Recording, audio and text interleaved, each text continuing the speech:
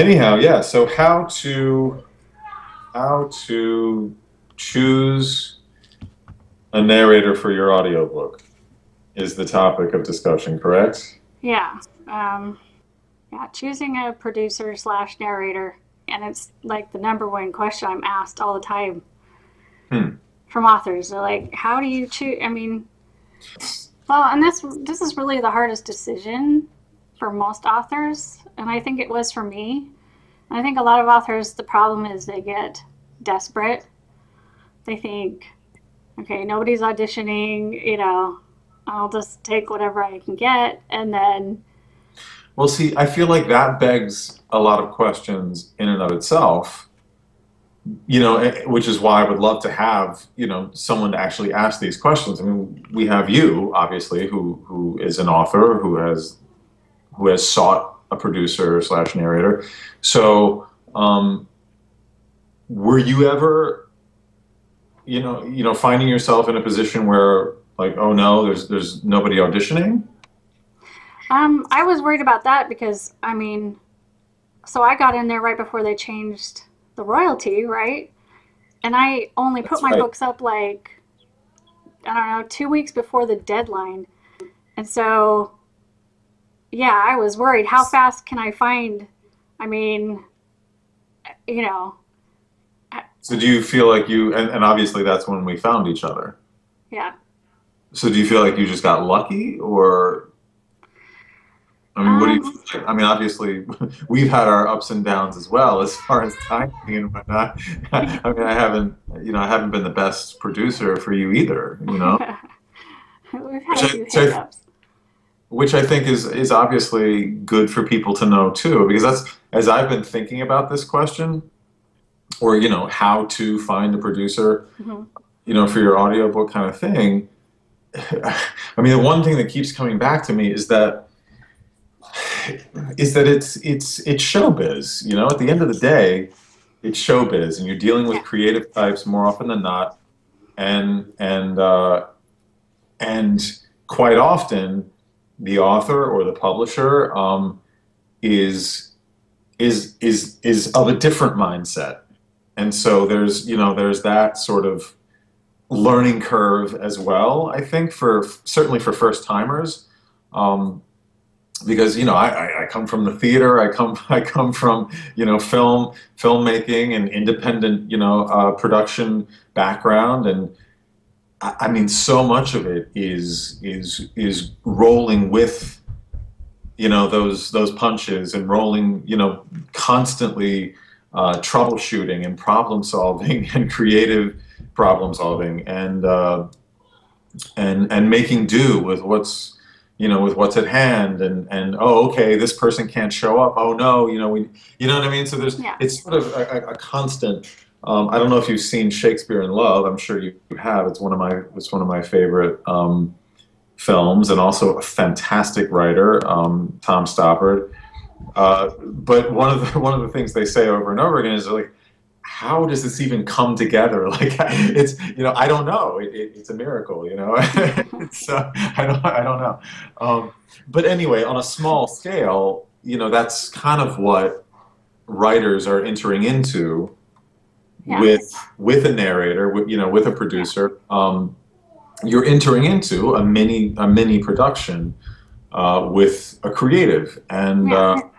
and so I just kind of wanted to say from the onset that whether you understand what that means or not, it's best, in my opinion, to approach the whole process with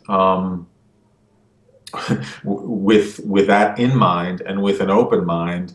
Uh, and I think the less constraints you put on yourself, time wise specifically, your heart will benefit. Your heart and mind will benefit. I mean, we're all prone to deadlines, and wanting things done as quickly as possible, and whatnot, and like you and I have done, and again, I thank you. I'll thank you officially, unofficially, and otherwise, for being patient with me, because I feel like overall this has been a very positive experience for me, with you, you know, as a collaborator in this endeavor.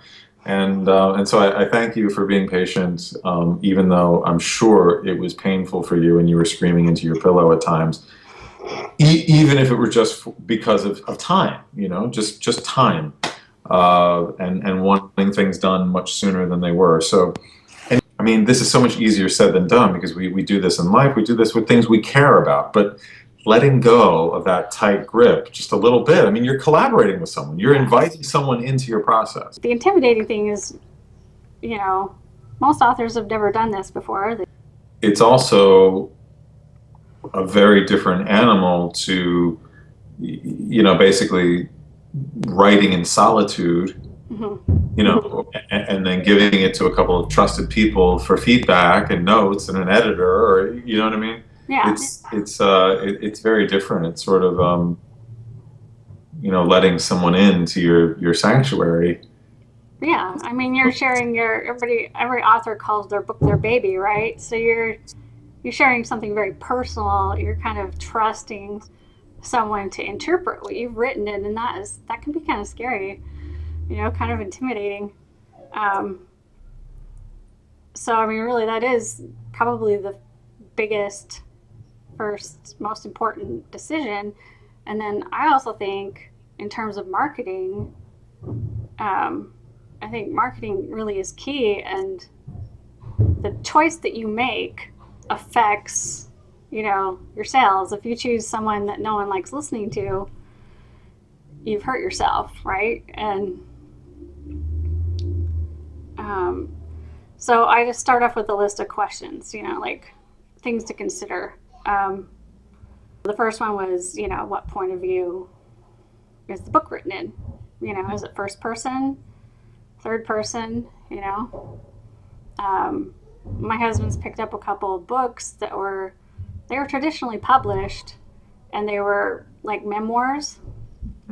And the person telling the story was like male, and they had a female narrator. And to him, listening to a female read in the male perspective it just threw him off. He was just like, this is weird. I don't, you know. To me, seems like it would be obvious. I don't know. Well, I mean, didn't you have some issues with that in your books as well? That I was narrating, you know, basically from Danielle's perspective. Well, there were a few people who were like, yeah, why don't you have a female? But I did write third person Yes. from her perspective. So what you're saying is that in your opinion and in your experience as an audiobook listener, Yeah. that it's up for grabs. It's up for grabs if it's in third person. If the book is written in third person. Yeah. It can go male or female in your opinion. And Yeah. and if it's written in first person, then it's weird if you go You female. don't match the gender. Yeah. Yeah, no, I would agree with that. I would concur.